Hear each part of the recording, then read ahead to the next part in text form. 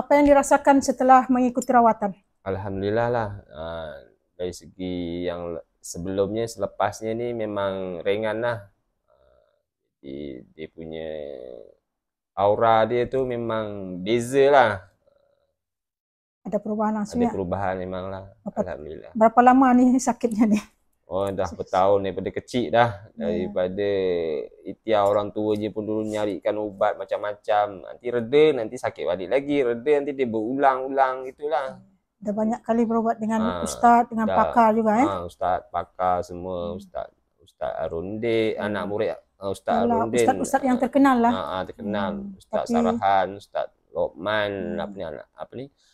Bapa mertuanya Ashraf Muslim semua, dia pun suruh amalkan ayat Quran semua, kita dah cuba amalkan. Dari kecil pun kita memang dah selalu amalkan kan. Pergi masjid, pergi ikut ceramah, ikut ni semua kita ikut. Jadi pun benda tu memang kita jangan putus asa lah. Kalau kita ditimpa masalah macam ni lah, sakit, musibah semua tu kena serah pada Allah. Ikhtiar lah. Ikhtiar, serah. Kebanyakan orang serah tapi tak mau ikhtiar. Betul. Jadi dia silap, pasrah aja lah. Pasrah tanpa tindakan, tanpa usaha tak guna kan? Kita harus pasrah, kita ikhtiar. Selepas itu pasrah. Ini kebanyakan orang-orang yang tak cerdas pikirannya, dia pasrah aja lah. Apa Allah bagi. Pasrah tanpa ikhtiar macam mana nak sehat kan? Lepas tu kita tak boleh menyalahkan yang benda yang lepas-lepas, turunan kita ke apa. Tak perlu. Itu yang penting kita belajar macam mana kita nak sehat. Tak perlu salahkan ini, tak perlu salahkan itu. Anggap saja itu salah diri kita sendiri. Apa saja lagi yang dirasakan lepas dibakar tadi, seperti tercabut? Dia punya rasa dia tu mula-mula macam akak tadi tanya, masa sebelum dibakar tu macam kita tak pernah, dia punya rasa tu macam sama je lah. Lepas tu sekali dia buat terapi bakar tu beza lah. Dia punya aura, energi dia tu masuk lepas tu keluar, limbus, ditarik macam-macam. Seperti tercabut nyawa sakit-sakitnya.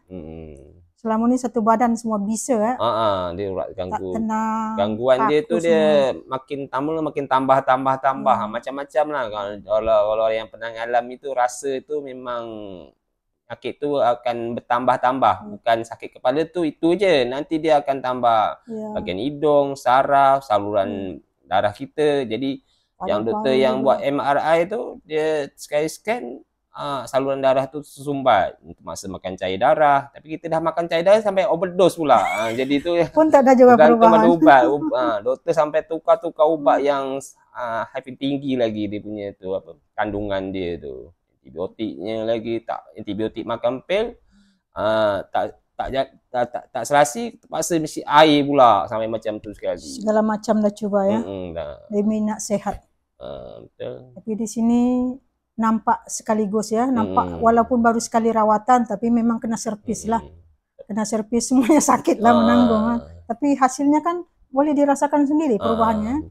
Datang dengan segala macam beban. Sekarang lepas selesai di terapi, mandi atom, terapi bakar, hipnoterapi, terapi bekam. Sekarang seperti tak punya penyakit ya. Seperti kosong, seperti tenang. Yang utamakan kita mau tenang. Tenang itu surga. Karena terlalu banyak beban lah, maka kita jadi sakit, rosak kita punya saraf. Terlalu banyak beban pikiran yang tak berguna. Kita pikir tanpa kita sadari. Kita sebenarnya tak mau mikir, tapi dia muncul aja di pikiran. Selalu diingatkan hal-hal yang buruk-buruk kan. Jadi kita selalu ketakutan, takut mati, takut ini, takut segala macam. Nah, ini yang merosakkan kita punya saraf. Jadi di sini rawatannya secara menyeluruh. Penyakit medis, penyakit tubuh, saraf, gangguan mental pikiran, dan juga gangguan makhluk halus. Semua secara menyeluruh. Tak kira apa penyakit, secara menyeluruh. Kalau pergi dokter, obat ini lain, obat itu lain. Ini secara menyeluruh. Karena apapun penyakit sangat berkaitan dengan kejiwaan kita, mental kita. Macam ubat pun kadang doktor bagi pun ada yang serasi, ada yang tak serasi kan. Macam itulah perubatan alternatif ni.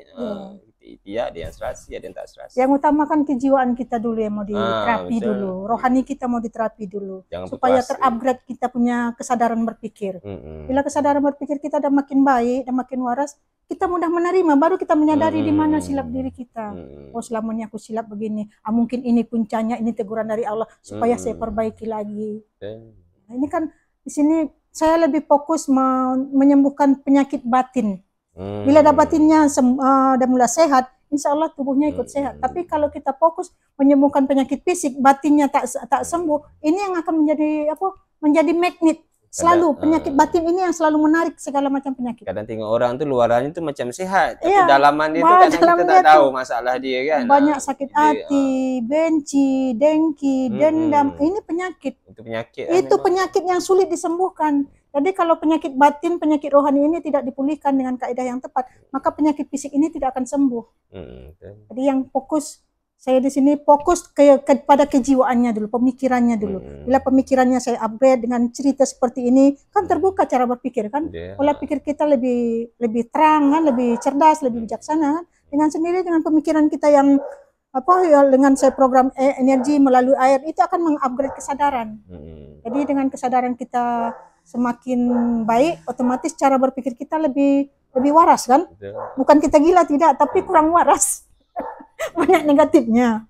Yalah, macam kita mungkin daripada kecil tu keturunan macam yang ada yang ustaz-ustaz tu yang ada kena sihir semua, tapi dia pun tak putus asa macam Ustaz Kazim sampai pergi Mekah, sampai dia pun tengok dia punya ikhtiar dia tu tak putus asa. Alhamdulillah dia kan sihat juga kan. Karena kita macam perawat hospital pun dia dah buat semua kan, tapi dia ada bagi petunjuk tu, mungkin dia jodoh dia itu kan.